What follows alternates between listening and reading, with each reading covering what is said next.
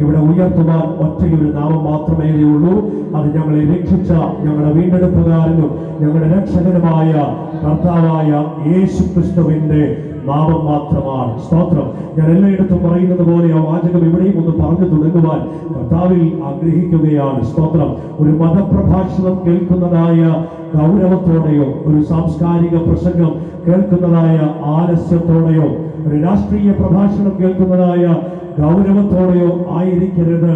ആമൻ ഈ ശബ്ദപരിധിക്കകത്ത് ആമൻ ആയിരിക്കേണ്ടത് ആമൻ ഇത് മനുഷ്യന്റെ ജീവിതത്തെ മാറ്റിമറിക്കുന്ന, മനുഷ്യന്റെ ജീവിതത്തിന് ചൈതന്യം വരുത്തുന്ന, മനുഷ്യന്റെ ജീവിതത്തിന് വ്യത്യാസം വരുത്തുന്ന സർവശക്തനായ ദൈവം തമ്പുരാൻ വിഭാവനം ചെയ്ത സുവിശേഷത്തിന്റെ മാറ്റമില്ലാത്ത മഹനീയമായ സന്ദേശമാണ് ഇവിടെ അല്പസമയങ്ങൾ കൂടെ ആമേൻ ഉദ്ഘോഷിക്കുവാനായിട്ട് ആഗ്രഹിക്കുന്നത്. അതിന് ആധാരമായി അവനൊരു വാക്യം വായിക്കുവാൻ ഞാൻ കർത്താവിൽ ശരണപ്പെടുകയാണ്. എബ്രായ ലേഖനം 10-ാം അധ്യായം അതിന്റെ 5, 6, 7 വാക്യങ്ങൾ വായിക്കുമ്പോൾ അവിടെ ഇങ്ങനെ എഴുതിയിരിക്കുന്നു: ആകയാൽ ലോകത്തിൽ വരുമ്പോൾ ഹനനയാഗവും വഴിപാടും നീ ഇച്ഛിച്ചില്ല, എന്നാൽ ഒരു ശരീരം നീ എനിക്ക് ഒരുക്കിയിരിക്കുന്നു. സർവാംഗ ഹോമങ്ങളിലും പാപയാഗങ്ങളിലും നീ പ്രസാദിച്ചില്ല. അപ്പോൾ ഞാൻ പറഞ്ഞു, ഇതാ ഞാൻ വരുന്നു, പുസ്തകച്ചുരുളിൽ എന്നെ കുറിച്ച് എഴുതിയിരിക്കുന്നു. ദൈവമേ, നിന്റെ ഇഷ്ടം ചെയ്യുവാൻ ഞാൻ പ്രിയപ്പെടുന്നു. സ്തോത്രം. വളരെ അനുഗ്രഹീതമായ ഒരു വേദ ഭാഗമാണ് എബ്രായ ലേഖന കർത്താവ് തന്റെ 10-ാമത്തെ അധ്യായത്തിന്റെ അകത്ത് രേഖപ്പെടുത്തി വെച്ചിരിക്കുന്നത്. പ്രിയപ്പെട്ട ദൈവമക്കളെ, ഞാൻ പറയട്ടെ, കർത്താവായ യേശു ക്രിസ്തുവിനെ കുറിച്ചുള്ള വളരെ പ്രാധാന്യമേറിയതും വളരെ പ്രസക്തവുമായ അനുഗ്രഹീതമായ ഒരു പ്രവചന ദൂതിന്റെ നിവർത്തി എന്നോണമാണ് എബ്രായ ലേഖന കർത്താവ് ഈ വാചകമെടുത്ത് ഉദ്ധരിച്ചിരിക്കുന്നത്.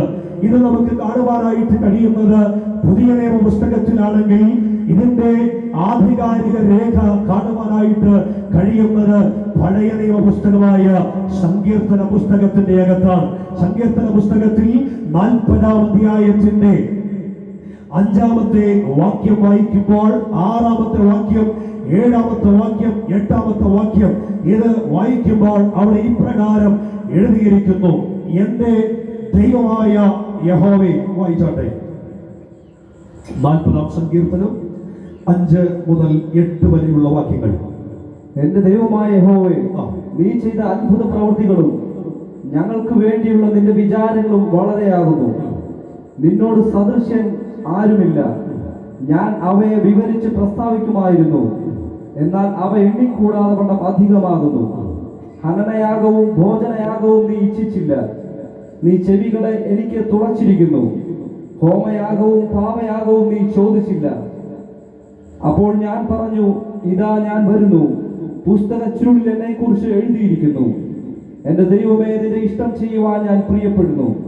നിന്റെ ന്യായപ്രമാണം എന്റെ ഉള്ളിൽ ഇരിക്കുന്നു. വളരെ അനുഗ്രഹിക്കപ്പെട്ട നിലയിൽ സങ്കീർത്തന പുസ്തകത്തിനകത്ത് ദാവീദ് രേഖപ്പെടുത്തിയിരിക്കുന്ന നമ്മുടെ കർത്താവും രക്ഷിതാവുമായ യേശു ക്രിസ്തുവിനെ കുറിച്ചുള്ള ഒരു പ്രവചന ശബ്ദമാണ് ഇവിടെ നാം വായിക്കുവാനിടയായത്.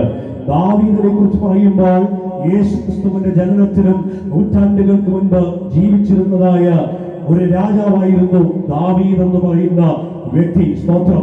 എന്നാൽ ആ കാലഘട്ടത്തിൽ യേശുവിന്റെ ജനനത്തിന് നൂറ്റാണ്ടുകൾക്ക് മുമ്പ് ജീവിച്ചിരുന്നവനായ ആ മനുഷ്യൻ തന്റെ പ്രാർത്ഥനാ മുറിക്കകത്ത് ആത്മപ്രചോദിതനായി ആത്മാവിൽ പ്രാർത്ഥിച്ച് പ്രവചിക്കുന്നതായ ഒരാലോചനയാണ് ഇവിടെ നമുക്ക് കാണുവാനായിട്ട് കഴിയുന്നത്. എന്താണ് ദാവീദ് പ്രാർത്ഥിച്ച് പറയുന്നത്? ഹനനയാഗവും ഭോജനയാഗവും നീ ഇച്ഛിച്ചില്ല.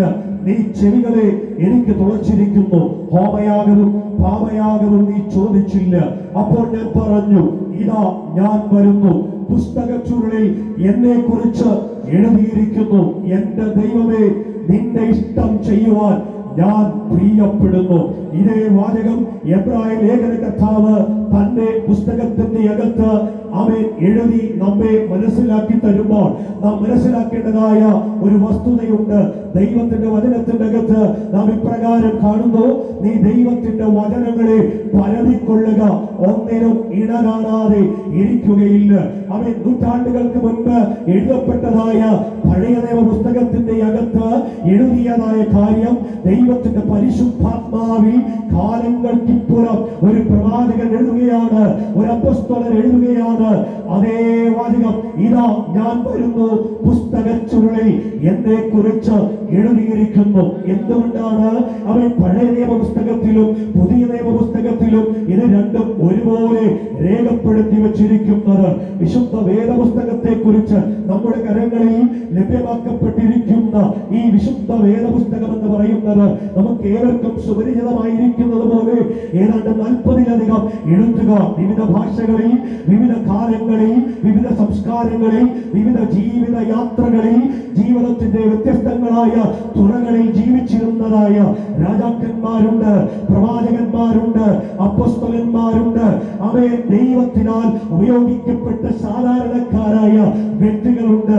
അവരാൽ രചിക്കപ്പെട്ടതായ ഒരു പുസ്തകമാണ് വിശുദ്ധ വേദപുസ്തകം എന്ന് പറയുന്നത്. ഈ വേദപുസ്തകത്തിന്റെ പരമപ്രധാനമായ ഉദ്ദേശം എന്ന് പറയുന്നത് സർവശക്തനായ ദൈവത്തിന് മനുഷ്യവർഗത്തോടുള്ള അവന്റെ ഇഷ്ടത്തെ അവൻ വെളിപ്പെടുത്തുവാൻ, അവരെ കുറിച്ചുള്ള ദൈവത്തിന്റെ ആഗ്രഹത്തെ വെളിപ്പെടുത്തുവാനാണ് വിശുദ്ധ വേദപുസ്തകം നമ്മുടെ കരങ്ങളിലേക്ക് നൽകി തന്നിരിക്കുന്നത്. ബൈബിളിലെ വ്യത്യസ്തങ്ങളായ പ്രവചനങ്ങളുടെ നിറവേറപ്പെടലുകൾ അവൻ കാലാകാലങ്ങളിൽ അവൻ കണ്ടിട്ടുണ്ട്. ചരിത്രത്തിന്റെ അകത്ത് മുതൽ ഇന്ന് നാം ആയിരിക്കുന്ന ഈ കാലഘട്ടത്തിന്റെ അകത്ത് വരെ നാം പരതി നോക്കുമ്പോൾ വിശുദ്ധ വേദപുസ്തകത്തിന്റെ വിവിധ കാലഘട്ടങ്ങളിൽ വ്യത്യസ്തങ്ങളായ എഴുത്തുകാരോ വ്യത്യസ്തമായ ജീവിത സാഹചര്യത്തിൽ കൂടെ പോയവരെ കൊണ്ട് പരിശുദ്ധാത്മാവ് എഴുതിപ്പിച്ച അവൻ ആലോചനകൾ അത് വ്യക്തമായിട്ടില്ല എന്ന് രാത്രിയിൽ ഇതിനകത്തിരിക്കുന്ന ദൈവമക്കളോട് ചോദിച്ചാൽ പറയും. അവൻ സ്വർഗത്തിലെ ദൈവം നൽകി തന്ന ആലോചനകൾ ഇന്നും അവൻ മറന്നിട്ടില്ല. അവൻ വാക്ക് പറഞ്ഞവൻ മാറാത്തവനാണെന്ന് ഉറപ്പുള്ള ദൈവത്തിന് ഈ രാത്രിയിൽ കരങ്ങളെ ചേർത്തടിച്ച് കർത്താവിന് മഹത്വം കൊടുക്കട്ടെ. രാജകൊട്ടാരത്തിന്റെ സുഖസുക്ഷത്തിക്കകത്ത് സമാധാനപൂർണമായി ജീവിച്ചിരുന്ന ദാവീദ് രാജാവ് പരിശുദ്ധാത്മപൂർണനായി അവൻ ദൈവസന്നിധിയിൽ പ്രാർത്ഥിച്ച് പ്രവചിക്കുകയാണ്. മനുഷ്യന് യാഗങ്ങൾ കൊണ്ടും അവൻ വെച്ചിരിക്കുന്ന കർമാചാരങ്ങൾ കൊണ്ടും അവൻ ചെയ്യുന്ന പുണ്യപ്രവർത്തികൾ കൊണ്ടും അവൻ ചെയ്യുന്ന മന്ത്രം കൊണ്ടും തന്ത്രം കൊണ്ടും യാതൊരു തരത്തിലുമുള്ള മാറ്റം വരുത്തുവാൻ കഴിയത്തില്ല. എന്നാൽ മാറ്റം വരുത്താൻ കഴിയുന്ന ദൈവത്തിന്റെ ഹൃദയത്തിന്റെ ഇഷ്ടത്തെ അവൻ പൂർത്തീകരിക്കുവാനുള്ള ഒരുത്തൻ വരുമെന്നുള്ള പ്രവചന ദൂതാണ് ദാവീദ് തന്റെ പുസ്തകത്തിന്റെ അകത്ത് രേഖപ്പെടുത്തി വച്ചിരിക്കുന്നത്. അതാണ് നമുക്ക് എബ്രായ ലേഖനത്തിന്റെ അകത്ത് അവൻ പരിശുദ്ധാത്മപൂർണനായ എഴുത്തുകാരന് അത് എഴുതാതിരിക്കാൻ കഴിയത്തില്ല. അവൻ ദൈവത്തിന്റെ ഇഷ്ടം ചെയ്യുവാൻ ഈ ഭൂമിയിലേക്ക് അവതരിച്ച സർവശക്തനായ അവൻ നമ്മുടെ കർത്താവും രക്ഷിതാവും വീണ്ടെടുപ്പുകാരനുമായ യേശു ക്രിസ്തുവിനെ കുറിച്ച് പറയാതിരിക്കാൻ അവന് കഴിയത്തില്ല. സ്തോത്രം. കർമ്മങ്ങൾ കൊണ്ട്, ആചാരങ്ങൾ കൊണ്ട്, അനുഷ്ഠാനങ്ങൾ കൊണ്ട്, യാത്രകൾ കൊണ്ട്, വ്യത്യസ്തമായ അവൻ നിയമ സംഹിതകൾക്കകത്ത് എഴുതിയിരിക്കുന്ന അനുഷ്ഠാനങ്ങൾ കൊണ്ട് മനുഷ്യന് ഒരു മാറ്റം വരുത്തുവാൻ കഴിയുമെന്ന് കാലങ്ങൾക്കപ്പുറം മുതൽ മനുഷ്യൻ കരുതിയിരിക്കുകയാണ്. സർവശക്തനായ ദൈവം മനുഷ്യനെ മണ്ണുകൊണ്ട് മനഞ്ഞുണ്ടാക്കി അവന്റെ മുക്കിൽ ജീവശ്വാസമോദിയിട്ട് അവനെ ഈ ഭൂമിയിൽ ജീവിക്കുവാനായി, ചരിക്കുവാനായി, സകലത്തെയും വാഴുവാനായി അവനെ കൽപ്പിച്ചാക്കിയിടത്തുനിന്ന് ദൈവം കൽപ്പിച്ച കൽപ്പനയെ ലംഘിച്ച് ദൈവത്തോടുള്ള സുദൃഢമായ ഊഷ്മളമായ ബന്ധത്തെ വിച്ഛേദിച്ചു കളഞ്ഞ് മനുഷ്യൻ പാപം ചെയ്ത് ദൈവതേജസ് നഷ്ടമാക്കി, ദൈവത്തോടുള്ള ഊഷ്മളമായ ബന്ധത്തെ നഷ്ടമാക്കി കളഞ്ഞ് വലിയൊരു പിളർപ്പിലേക്ക് മനുഷ്യന്റെ ജീവിതം മാറിയെന്ന് വിശുദ്ധ വേദപുസ്തകം നമ്മെ ഓർമ്മിപ്പിക്കുകയാണ്. അത് മനുഷ്യരങ്ങനെ പാപത്തിലേക്ക് വഴിപ്പെട്ടു. കർത്താവിന്റെ ദാസരുടെ ഓർപ്പിച്ചു. അതുകൊണ്ട് ഏക മനുഷ്യനാൽ പാപവും സ്തോത്രം. ഏക മനുഷ്യനാൽ പാപം എന്ന് പറയുമ്പോൾ ആദിമ പിതാവായിരിക്കുന്ന ആദിമ മാതാവായിരിക്കുന്ന ആദം ഭഗവാനിൽ കൂടെ ഈ പാപത്തിന്റെ അനുഭവങ്ങൾ മനുഷ്യകുലത്തിലേക്ക് അവൻ കൈമാറ്റം ചെയ്യപ്പെട്ടു. അപ്പോൾ അവൻ സർവശക്തനായ ദൈവം തമ്പുരാൻ മനുഷ്യനെ കുറിച്ചുള്ള അവന്റെ വലിയ സ്നേഹത്തിന്റെ ആഴം കൊണ്ട് സങ്കീർത്തനക്കാരൻ പറഞ്ഞത് നമുക്ക് അവരെ വായിച്ചപ്പോൾ മനസ്സിലായി. ഞങ്ങൾക്ക് വേണ്ടിയുള്ള നിന്റെ വിചാരങ്ങൾ വളരെയാകുന്നു. സ്തോത്രം. എന്താണ് ദൈവത്തിന്റെ വിചാരം എന്ന് പറയുന്നത്? സ്തോത്രം. ഈ ശബ്ദപരിധിക്കകത്ത് തന്നെ കേൾക്കുന്ന വാത്സല്യ ദൈവജനമേ, അവൻ വാത്സല്യ ദേശനിവാസികളെ, വിവിധ ജാതി, വിവിധ മതത്തിൽ, വിവിധ ഭാഷയിൽ, വിവിധ സംസ്കാരങ്ങളിൽ ജീവിക്കുന്ന പ്രിയപ്പെട്ടവരോട് ഞാൻ പറയാം, അവൻ സർവശക്തനായ ദൈവത്തിന് എന്നെ കുറിച്ചും നിങ്ങളെ കുറിച്ചും വളരെ ഇഷ്ടങ്ങൾ അവന്റെ ഹൃദയത്തിന്റെ അകത്തുണ്ട്. നമ്മെ കുറിച്ചുള്ള വിചാരങ്ങൾ വളരെയാണ്. പാപം ചെയ്ത് ദൈവതേജസ്സ് നഷ്ടപ്പെടുത്തി ദൈവത്തോടുള്ള ബന്ധത്തെ വിച്ഛേദിച്ചു കളഞ്ഞ മനുഷ്യനെ തിരികെ ദൈവസ്നേഹത്തിലേക്ക് കൊണ്ടുവരുവാൻ സർവശക്തനായ ദൈവത്തിന് ഇഷ്ടമായിരുന്നു. മനുഷ്യൻ എങ്ങനെ പോയാലും കുഴപ്പമില്ല, എന്ത് കാണിച്ചാലും കുഴപ്പമില്ല, ഏതു തരത്തിലും ജീവിക്കട്ടെ, ഏതനുഭവത്തിൽ കൂടെയും പോകട്ടെ എന്ന് ചിന്തിച്ചു കളയുന്നവനല്ല അവൻ സർവശക്തനായ ദൈവം. അവൻ ദൈവമാകണമെന്നുണ്ടെങ്കിൽ അവൻ ആരായിരിക്കണം? അവൻ സർവശക്തനാകണം, അവൻ സർവജ്ഞാനിയാകണം, അവൻ സർവവ്യാപിയാകണം. സ്തോത്രം. ഈ ഉലകത്തിൽ അവനകത്തിൽ ദൈവത്തിന് പറയാൻ കഴിയും, എന്റെ ദൈവം അവൻ സർവശക്തനാണ്, അവൻ സർവവ്യാപിയാണ്, അവൻ സർവജ്ഞാനിയാണ്. അവൻ കരങ്ങൾ ഉയർത്തി കൊടുക്കട്ടെ. അവൻ ഈ ദൈവം മനുഷ്യനെ അങ്ങനെ വിട്ടുകളഞ്ഞില്ല. അവൻ തിരികെ ദൈവസ്നേഹത്തിലേക്ക് വരണമെന്ന് ആഗ്രഹിക്കുകയാണ്. വിവിധ കാലങ്ങളിൽ വിവിധ അഭിഷിക്തന്മാരിൽ കൂടെ, വിവിധ പ്രവാചകന്മാരിൽ കൂടെ മനുഷ്യന്റെ പാപത്തിന്റെ മോചനത്തിനുള്ള അവൻ ദൈവിക ന്യായപ്രമാണം, ദൈവിക പ്രമാണങ്ങൾ, ദൈവിക കൽപ്പനകൾ മനുഷ്യനിലേക്ക് ദൈവം കൈമാറ്റം ചെയ്തു. എന്തിനാ ഈ ന്യായപ്രമാണം കൊടുത്തത്? മനുഷ്യൻ നശിച്ചു പോകുവാനല്ല, മനുഷ്യൻ ശാപഗ്രസ്തനാകുവാനല്ല, മനുഷ്യൻ കുറ്റക്കാരനാണെന്ന് വിധി എഴുതുവാൻ വേണ്ടിയിട്ടല്ല, മറിച്ച് അവൻ ഈ പറയപ്പെട്ടതായ നിയമസംഹിതകൾ അനുസരിച്ച്, ഈ റൂൾസ് ആൻഡ് റെഗുലേഷൻസ് ഫോളോ ചെയ്ത മനുഷ്യൻ നല്ലതായി ജീവിച്ച് ഭാവോദനം പ്രാപിച്ച് ദൈവസ്നേഹത്തിലേക്ക് വലിച്ചെടുപ്പിക്കപ്പെടണമെന്നുള്ള ദൈവിക പദ്ധതിയായിരുന്നു അവൻ ഇതൊക്കെയും കൊടുത്തത്. അതിനായി അവൻ വിവിധ തരത്തിലുള്ള യാഗങ്ങൾ ദൈവം വിഭാവനം ചെയ്തു. അവൻ അനേക കാളക്കുറ്റന്മാർ, അവൻ അനേക കോലാട്ടുകൊറ്റന്മാർ, അനേകം മൃഗങ്ങൾ, അനേക പക്ഷികൾ അവരുടെ രക്തം ചിന്തി അവൻ പാപത്തിന് പരിഹാരം ലഭിക്കുമെന്നുള്ള ലക്ഷ്യത്തോടെ മനുഷ്യൻ അവൻ ദൈവസന്നിധിയിൽ അവയൊക്കെ കൊണ്ടുവന്ന് രക്തം ചൊരിച്ചു നടത്തുവാനിടയായി. എന്നിട്ട് വീണ്ടും വീണ്ടും അവൻ പാപത്തിലേക്ക് അവർ വഴിതെറ്റിപ്പോയിക്കൊണ്ടിരുന്നു. എത്രയോ പാപങ്ങൾ ചെയ്തിട്ട് കാലാകാലങ്ങളിൽ ആണ്ടുതോറും ആലയത്തിൽ വന്ന് ആ കാളകളെ അറുത്ത് രക്തമൊഴുക്കി, കോലാട്ടുകൊറ്റനെ അറുത്ത് രക്തമൊഴുക്കി, പക്ഷികളെ കൊന്ന് ഇവൻ പാപത്തിന് മോചനം പ്രാപിച്ചെന്ന് പറഞ്ഞു പോയേച്ച് വീണ്ടും അതേ അവസ്ഥയിൽ കൂടെ പോയിക്കൊണ്ടിരിക്കുന്നതായ സാഹചര്യങ്ങൾ ഉടലെടുക്കപ്പെട്ടു. ദൈവം പറഞ്ഞു, നിന്റെ യാഗമൊന്നും എനിക്ക് വേണ്ട, നിന്റെ ഹരണയാഗം എനിക്ക് വേണ്ട, നിന്റെ ഹോമയാഗം എനിക്ക് വേണ്ട, ഞാനതിൽ അവൻ വല്ലാതെ ഇഷ്ടപ്പെടാതിരിക്കുന്നു, എനിക്കത് ആവശ്യമില്ലെന്ന് ദൈവം പ്രവാചകന്മാർ മുഖാന്തരം പിന്നെയും പിന്നെയും പറഞ്ഞുകൊണ്ടേയിരുന്നു. മനുഷ്യൻ തെറ്റുകളിലേക്ക് പോയപ്പോൾ ശാശ്വതമായ ഒരു പരിഹാരം മനുഷ്യന് നൽകിക്കൊടുക്കണമെന്ന് ദൈവത്തിന്റെ ഹൃദയത്തിന്റെ അകത്ത വിചാരത്തെ തിരിച്ചറിഞ്ഞ അവൻ തത്വത്തിന്റെ മുദ്രയായ തേജസ്സിന്റെ പ്രഭയായ ദൈവത്തിന്റെ ഏകജാതനായ പുത്രൻ ഇതാ പറയുകയോ, ദൈവമേ നിന്റെ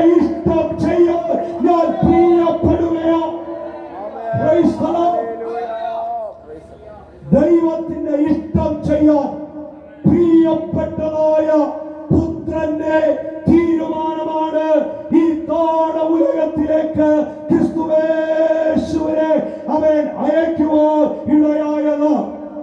മാന്യ സ്നേഹിതരെ, ലൂക്കോസിന്റെ സുവിശേഷം എന്ന് പറയുന്ന വിശുദ്ധ വേദ പുസ്തകത്തിലെ ഒരു സുവിശേഷ ഭാഗമുണ്ട്. അതിനകത്ത് 15-ാമത്തെ അധ്യായം തുടങ്ങുന്നത് ഇങ്ങനെയാണ്: ചുങ്കക്കാരും പാപികളും എല്ലാം അവന്റെ വചനം കേൾപ്പാൻ അവന്റെ അടുക്കൽ വന്നു. യേശുവിന്റെ അടുക്കലേക്ക് വന്നതായ ചുങ്കക്കാരും പാപികളുമായ ആളുകളെ കുറിച്ച് അവിടെ പറയുകയാണ്. എന്നാൽ യേശുവിന്റെ അടുക്കലേക്ക് ചുങ്കക്കാർ വന്നപ്പോൾ, പാപികൾ വന്നപ്പോൾ, സമൂഹത്തിൽ ആരും സ്നേഹിക്കാത്ത, ആരും കരുതാത്ത, എല്ലാവരും മാറ്റി നിർത്തുന്ന, ആരായും അംഗീകരിക്കപ്പെടുവാൻ യാതൊരു സാധ്യതയില്ലാത്ത ആളുകൾ കടന്നു വന്നപ്പോൾ പലരും പിറവെടുത്തു. എന്തിനാ യേശു ഇവരെ സ്വീകരിക്കുന്നത്? എന്തിനാ യേശു ഇവരുടെ കൂടെ ഇരിക്കുന്നത്? ഞാൻ പറയട്ടെ സ്നേഹിതരെ, യേശു ഒരു മതത്തിന്റെ വക്താവല്ല. യേശു ഒരു പ്രത്യേക വിഭാഗത്തിന് വേണ്ടി വന്നതല്ല. യേശു ഏതെങ്കിലും മതങ്ങൾക്ക് വേണ്ടി വന്നതല്ല. യേശു വന്നത് സകല ലോകത്തിലെയും ജനങ്ങളെ രക്ഷിക്കുവാൻ വേണ്ടിയിട്ടാണ് യേശു ഈ ഭൂമിയിൽ അവതരിക്കപ്പെട്ടത്. യേശു ഒരു ഉപമ പറയുകയാണ്. 3 കാര്യങ്ങളാണ് അവിടെ കാണുവാൻ കഴിയുന്നത്. 10 ദ്രഹ്മയുണ്ടായിട്ട് 1 നഷ്ടപ്പെട്ടു പോയ ഒരു സഹോദരിയെ കുറിച്ച് അതിനകത്ത് പറഞ്ഞിട്ടുണ്ട്. നാം വായിക്കുമ്പോ 10-ൽ 1 പോയാൽ എത്ര ശതമാനമായി? 1% അല്ലെ? 100 ആടുകളുള്ള ഒരു ഇടയനെ കുറിച്ച് പറഞ്ഞിരിക്കുന്നു. അതിൽ 1 നഷ്ടമായി, 1% പോയി. എന്നാൽ 2 മക്കളുള്ള ഒരപ്പനെ കുറിച്ച് അവിടെ പറഞ്ഞിട്ടുണ്ട്. 2 മക്കൾ ഒരപ്പനുണ്ടായിരുന്നു. അവിടെ അതിൽ ഒരു മകൻ നഷ്ടപ്പെട്ടു പോയി. അവിടെ എത്ര ശതമാനമാണ് നഷ്ടപ്പെട്ടതെന്ന് അറിയാമോ? അവിടെ നഷ്ടപ്പെട്ടത് 50%. അവിടെ നഷ്ടപ്പെട്ടത് 100%. അവിടെ 2-1 ദൈവത്തിന്റെ വിഷയം, 2-1 കർത്താവിന്റെ വിഷയം. കർത്താവിന് എല്ലാം ഒരുപോലെയാണ്. 100% നഷ്ടപ്പെട്ടതായിട്ടാണ് അത് വായിക്കുമ്പോ നമുക്ക് മനസ്സിലാക്കുവാൻ കഴിയുന്നത്. ഈ ഉലകത്തിലെ ഏത് വസ്തുവകകളും ഏത് സാധന സാമഗ്രികളും ശതമാനത്തിന്റെ കണക്ക് പറഞ്ഞ് നഷ്ടപ്പെട്ടത് നേടിയെടുക്കുവാൻ നമ്മെ കൊണ്ട് കഴിയും.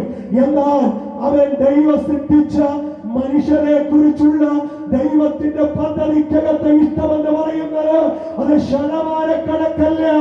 അവൻ അത് മുഴുലോകത്തെക്കാളും വിലയേറിയ മനുഷ്യന്റെ ആത്മാവിന്റെ വിലയാണെന്ന് തിരിച്ചറിഞ്ഞ് പുത്രൻ തമ്പുരാൻ ഇതാ ഭൂമിയിലേക്ക് അവതരിക്കപ്പെടുന്ന ആ മഹാസന്ദേശമാണ് സുവിശേഷത്തിന്റെ സന്ദേശം.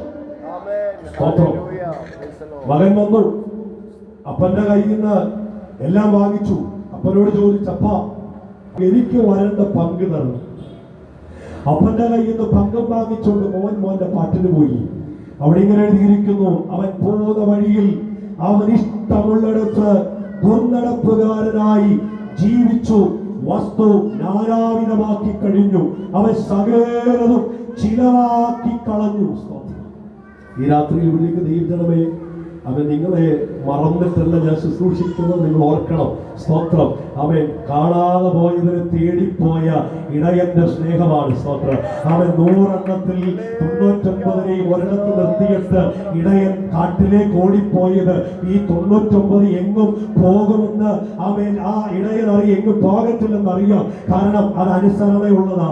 അവൻ അത് ചാടി പോകത്തില്ല, അതവിടെ തന്നെ കാണും. പക്ഷെ കാണാതെ പോയതിനെ തേടിപ്പോയേ പറ്റത്തുള്ളൂ. ഹല്ലേലൂയ. അവൻ പുല്ലൊക്കെ ഇടക്കിടയ്ക്ക് ഇട്ടുകൊടുത്താൽ അത് കടിച്ച് അങ്ങ് തിന്നു നിൽക്കും. പക്ഷെ കാണാതെ പോയത് അവൻ ചിലത് കുഴിക്കകത്ത് കിടപ്പുണ്ട്, ചിലത് അന്ധകാരത്തിനകത്ത് കിടപ്പുണ്ട്, ചിലത് ചങ്ങലക്കകത്ത് കിടപ്പുണ്ട്. എത്ര നോക്കിയിട്ടോ എത്ര പരതിയിട്ടോ കിട്ടാത്ത ചിലത് കിടപ്പുണ്ട്. ഈ രാത്രിയിൽ അവൻ നല്ല ഇടയിൽ അവൻ ചിലതിനെ തേടിപ്പോകയോ. ഈ രാത്രി അവൻ കരകളടിച്ച ദിവസങ്ങളിൽ അവൻ ഇവിടെ കെട്ടപ്പെട്ടത് കരുതരുത്, ഇതിൽ തെറ്റുപോയെന്ന് കരുതരുത്. അവൻ അല്പസമയം ദൈവത്തിന്റെ കരകളടിച്ച് ദൈവത്തെ ആരാധിക്കുമ്പോൾ ഈ ദേശത്ത് അവൻ പരിശുദ്ധാത്മാവിന്റെ സാന്നിധ്യം നമുക്ക് ഒന്ന് വെളിപ്പെടുക. അവൻ ജീവജലത്തിന്റെ ഉറവ. ഓരോ ശബ്ദനാടക ശബ്ദനെ അവൻ ജീവൻ വ്യാപരിപ്പിക്കുന്ന അവൻ ജീവജലത്തിന്റെ ഉറവ വരുക. ഹല്ലേലൂയ. ഈ പന്തലിനകത്ത് ആത്മസാന്നിധ്യത്തിന്റെ അകത്ത് അവൻ രണ്ടുപേർ കൂടുമ്പോൾ ഇറങ്ങി വരുന്ന ദൈവ തേജസ്, ദൈവ സാന്നിധ്യം. Hallelujah, hallelujah. അപ്പന്റെ അടുക്കൽ വന്നപ്പോ മകൻ വാങ്ങിച്ചോണ്ട് പോയ പോക്ക് ചെറിയ പോക്കൊന്നുമല്ല. സ്തോത്രം. ഈ കാലഘട്ടത്തിലേക്ക് നോക്കിക്കേ, നാം പ്രതീക്ഷിക്കുന്നതിനേക്കാൾ അപ്പുറമായ നിലയിൽ കാലഘട്ടം വല്ലാതെ അവൻ കുഴഞ്ഞു മറിഞ്ഞു പോയിരിക്കുകയാണ്. അപ്പനെ കൊല്ലുന്ന മക്കളും മക്കളെ കൊല്ലുന്ന അമ്മയപ്പന്മാരും തെരുവോരങ്ങളിൽ പിഞ്ചു കുഞ്ഞുങ്ങൾ മുതൽ മുതുമുത്തശ്ശിമാർ വരെ പിച്ചു ചീന്തപ്പെടുമ്പോൾ അവൻ രാഷ്ട്രീയത്തിന്റെ പേരിൽ, അവൻ ആക്രമണങ്ങളുടെ പേരിൽ, അവൻ മതസംഹിതകളുടെ പേരിൽ, ആശയങ്ങളുടെ പേരിൽ പരസ്പരം കൊല്ലുവാൻ, പരസ്പരം ആക്രമിക്കുവാൻ യാതൊരു തരത്തിലുമുള്ള മടിയില്ലാത്ത വിധത്തിൽ കാലഘട്ടം മാറിയിരിക്കുകയാ. ഈ നമ്മുടെ കയ്യിലേക്ക് വേഗതയ്ക്ക് വേണ്ടി നൽകപ്പെട്ടിരിക്കുന്നതായ ഈ ഉപകരണത്തെ മനുഷ്യരാശിയുടെ നാശത്തിന് വേണ്ടി ഉപയോഗിക്കുവാൻ പല കേന്ദ്രങ്ങളും കിണഞ്ഞു ശ്രമിച്ചുകൊണ്ടിരിക്കുമ്പോൾ വിശ്വസിക്കുന്ന രാഷ്ട്രീയ പ്രസ്ഥാനങ്ങളുടെ പേരിൽ, വിശ്വസിച്ച മതസഭയുടെ പേരിൽ, വിശ്വസിച്ച ആശയങ്ങളുടെ പേരിൽ മറ്റുള്ളവരെ കൊല്ലുവാൻ ആയുധമെടുത്ത് കരങ്ങളിലേക്ക് കൊടുത്തിട്ട് അരാജകത്വങ്ങൾ സൃഷ്ടിക്കുന്ന, അക്രമങ്ങൾ സൃഷ്ടിക്കുന്ന, ലഹരിയുടെ കലാളകത്വത്തിനകത്ത് ജീവിതത്തെ വല്ലാതെ മൂടിക്കളയുന്ന ജീവിത സാഹചര്യങ്ങൾ കാലഘട്ടത്തിൽ ഉടലെടുത്തിരിക്കുകയാണ്. എവിടെയാ സമാധാനം? എവിടെയാ സ്വസ്ഥത? മദ്യത്തിന് സ്വസ്ഥത കൊടുക്കാൻ കഴിയുമോ? ലഹരിക്ക് കൊടുക്കുവാൻ കഴിയുമോ? എത്രയെത്ര കുടുംബങ്ങളാ തകർന്നുകൊണ്ടിരിക്കുന്നത്? എത്രയെത്ര കുടുംബങ്ങളാണ് ഇല്ലാതെയായിക്കൊണ്ടിരിക്കുന്നത്? അപ്പനിൽ നിന്നും ദൂരേക്ക് പോയി സ്വാർത്ഥതയുടെ പേരിൽ ആ മദ്യവെച്ച് മതോന്മത്തനായി ആടിയാടി വീട്ടിലേക്ക് വരുന്ന എത്ര പിതാക്കന്മാരെയാണ് സ്നേഹത്തോടെ ചേർത്ത് പിടിക്കുവാൻ മക്കൾ കാത്തിരിക്കുക? എത്ര ഭാര്യമാരാണ് ഭയമില്ലാതെ തന്റെ ഭർത്താവിന് വേണ്ടി കാത്തിരിക്കുന്നത്? പകരത്തിലുള്ള പണിയെടുത്തിട്ട് കിട്ടുന്ന പണത്തിന് മദ്യം വാങ്ങി അരയിൽ തിരുകി പുക വലിച്ച് പുകയുള്ള മണവുമായി, വീടിയുള്ള മണവുമായി വീട്ടിലേക്ക് വരുന്ന എത്ര പിതാക്കന്മാരെ, എത്ര സഹോദരന്മാരെ നിങ്ങളുടെ വീട്ടുകാർ സന്തോഷത്തോടെ സ്വീകരിക്കുമെന്ന് ഓർത്തു നോക്കുവാൻ കഴിയുമോ? പന്നിക്കുട്ടത്തിന്റെ അകത്ത് പോയി കിടന്ന ഈ മകന്റെ അവസ്ഥയിലേക്ക് സാഹചര്യം മാറിയിരിക്കുകയാണ്. ഞാനിങ്ങനെ പറയാറുണ്ട്, പരസ്യങ്ങളൊക്കെ പ്രസംഗിക്കുമ്പോ കുറ്റിക്കാട്ടിൽ ഒളിച്ചിരുന്ന് അപ്പന്മാര് വലിച്ചു വിട്ടിട്ട് പോയ വീടിയുടെ കുറ്റിയെടുത്ത് കത്തിച്ചു വലിച്ചു ഒളിച്ചും പാത്തുമിരുന്ന് വലിച്ചടത്ത് നിന്ന് സഹോദരങ്ങളെ നോക്കാതെ, മാതാപിതാക്കളെ ഓർക്കാതെ, സമൂഹത്തിൽ ഉന്നതമായി നിലയിൽ നിൽക്കുന്നവരെ ഓർക്കാതെ, അധ്യാപകരെ ഓർക്കാതെ, പരസ്പര ബഹുമാനമില്ലാതെ, യാതൊരു ഭയാശങ്കകളുമില്ലാതെ രാസലഹരി ശരീരത്തിന്റെ അകത്തേക്ക് കൊത്തിക്കയറ്റിയിട്ട് കാണിക്കുന്നതായ കോപ്രായങ്ങൾ കാണുമ്പോൾ പലപ്പോഴും ചിന്തിച്ചു പോകാറുണ്ട്, ഡാർവിന്റെ പരിണാമ സിദ്ധാന്തം ശരിയാണോ എന്ന് ചിന്തിച്ചു പോകാറുണ്ട്. ഡാർവിൻ എന്താ പറഞ്ഞത്? അനന്തവും വിശാലവുമായ അനന്തകോടി ഗാലക്സിക്കകത്ത്, അനന്തകോടി പ്രപഞ്ച വിശാലതയ്ക്കകത്ത് നിന്ന് ചിന്തിക്കുവാനും ചലിക്കുവാനും ചിരിക്കുവാനും കഴിയുന്ന ശേഷിയുള്ള ഈ മനുഷ്യൻ ഉണ്ടായി വന്നത് ചാടിച്ചാടി നടക്കുന്ന വാനരന്മാരുടെ അകത്ത് നിന്നാണെന്ന്, കൊരങ്ങന്മാരുടെ ആ അടുക്കൽ നിന്നാണെന്ന് പറയുന്നതാ ഡാർവിന്റെ സിദ്ധാന്തം. ഇതിനെ കുറിച്ച് പറയുന്നത് എന്താ? മനുഷ്യനാര് ചിന്തിക്കാൻ കഴിവുള്ളവൻ, ചിരിക്കാൻ കഴിവുള്ളവനാ, കാര്യശേഷിയുള്ളവനാ. പക്ഷെ നോക്കിക്കേ, എന്താ കാണിക്കുന്നത്?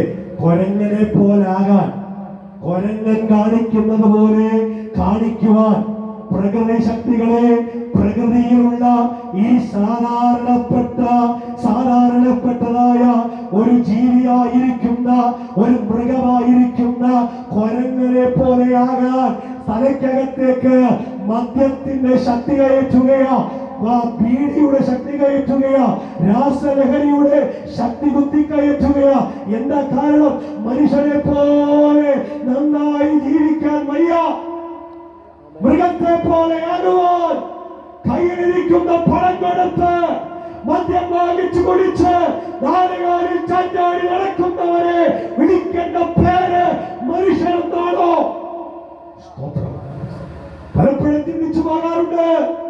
ദൈവം തന്നെ സ്വരൂപത്തിലും സാദൃശ്യത്തിലും സൃഷ്ടിച്ചവനായ മനുഷ്യൻ ദൈവത്തോടുള്ള ബന്ധത്തെ വിച്ഛേദിച്ചു കളയുവാൻ അപ്പന്റെ അടുക്കൽ നിന്നാൽ ഇതൊന്നും പറ്റത്തില്ല. അപ്പന്റെ കൂടെ നിന്നാൽ ഇത് സംഭവിക്കത്തില്ല. അതിന് എടുക്കുന്ന മാർഗം യുക്തിവാദിയാകുക എന്ന് ദൈവമില്ലെന്ന് പറയുകയോ ദൈവശക്തിയില്ലെന്ന് പറയുകയോ യുക്തിവാദത്തിലേക്ക് തിരിയുന്ന ഒരു കാലഘട്ടത്തിൽ നാം ആയിരിക്കുന്നു. ഫലമോ ആസ്ട്രൽ പ്രൊജക്ഷൻ എന്ന് പറയുന്ന ഒരു ദുർമന്ത്രവാദത്തിന്റെ പേരിൽ ചില വർഷങ്ങൾക്ക് മുൻപ് ഫിദൽ എന്ന് പറയുന്ന ഒരു പയ്യൻ സ്വന്തം അപ്പനെയും അമ്മയെയും അപ്പന്റെ സഹോദരിയെയും കഴുത്തറത്ത് കൊന്നിട്ട് രക്തം വാർന്നൊഴുകി പോകുമ്പോ അവരുടെ ജീവൻ ശരീരത്തിൽ നിന്ന് വിച്ഛേദിക്കപ്പെടുന്നത് കാണുമ്പോൾ തനിക്ക് അമാനുഷികമായ ശക്തി ലഭിക്കുമെന്ന് കരുതി ദുർമന്ത്രവാദത്തെ കൂട്ടുപിടിച്ച വാർത്ത നാം മലയാളി സമൂഹം വായിച്ചു വിട്ടത് നമ്മുടെ മനോമുഖരത്തിനകത്തുണ്ട്. പത്തനംതിട്ട ഇളന്തോരിൽ ദിവ്യശക്തി ലഭിക്കേണ്ടതിന് 2 സ്ത്രീകളെ നരബലി നടത്തി അവരുടെ ശരീരത്തെ വേവിച്ച് ഭക്ഷിച്ച നരാധമന്മാരുടെ വല്ലാത്തൊരു കാലഘട്ടത്തിൽ നാം ആയിരിക്കുമ്പോ എന്തിനാ ഇതിനെയൊക്കെ കൂട്ടുപിടിക്കുന്നത്? ദൈവത്തിൽ ഒന്നും ഓടിയൊളിക്കാൻ. ഇവിടെ ഇവരാ സംഭവിച്ചത്. അപ്പന്റെ സംരക്ഷണ വലയത്തിനകത്ത് നിന്ന് അപ്പൻ വെച്ച നിയന്ത്രണങ്ങൾക്ക് പുറത്തേക്ക് പോകുവാൻ അപ്പന്റെ കയ്യിൽ നിന്ന് നന്മയെ വാങ്ങിച്ചോണ്ട് മോൻ ഓടിപ്പോയി അവന്റേതായ ജീവിതത്തെ നയിക്കുകയുണ്ടായി.